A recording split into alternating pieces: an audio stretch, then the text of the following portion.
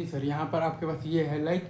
एक आपके पास दिया हुआ है तो हॉलो स्फीयर है राइट, और उसको हम लोगों ने बेसिकली आगे की तरफ स्पीड दिया हुआ है v नॉट, और उसको हम लोगों ने बेसिकली एंगुलर स्पीड दिया हुआ है एंटी क्लॉकवाइज सेंस में दिया हुआ है 4v0/r right sir, is it true. एक हॉलो स्फीयर है, उसको हम लोगों ने बेसिकली आगे की तरफ स्पीड दिया हुआ है v नॉट, और उसको हम लोगों ने एंटी क्लॉकवाइज सेंस में एंगुलर स्पीड दिया हुआ है 4v0/r, और सरफेस का कोफिशिएंट ऑफ फ्रिक्शन है म्यू। तो जैसा कि आप सब लोग देख पा रहे हैं कि जो बॉटम मोस्ट जो पॉइंट है वो ग्राउंड के रेस्पेक्ट में फॉरवर्ड डायरेक्शन में मूव कर रहा है, मतलब कि फॉरवर्ड स्लिपिंग है तो kinetic friction force backward direction में लगेगा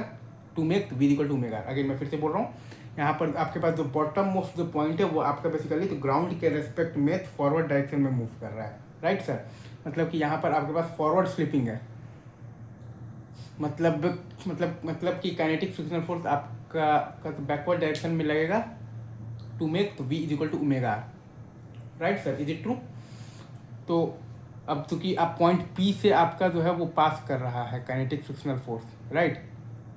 तो पॉइंट P के अबाउट आप देखिएगा तो काइनेटिक फ्रिक्शनल फोर्स का टॉर्क 0 आएगा, मतलब कि आप पॉइंट P के अबाउट आप लगा सकते हैं एंगुलर मोमेंटम कंजर्वेशन, वही हम लोगों ने लगाया है। तो mv0r माइनस है हमारे पास 2/3 mr²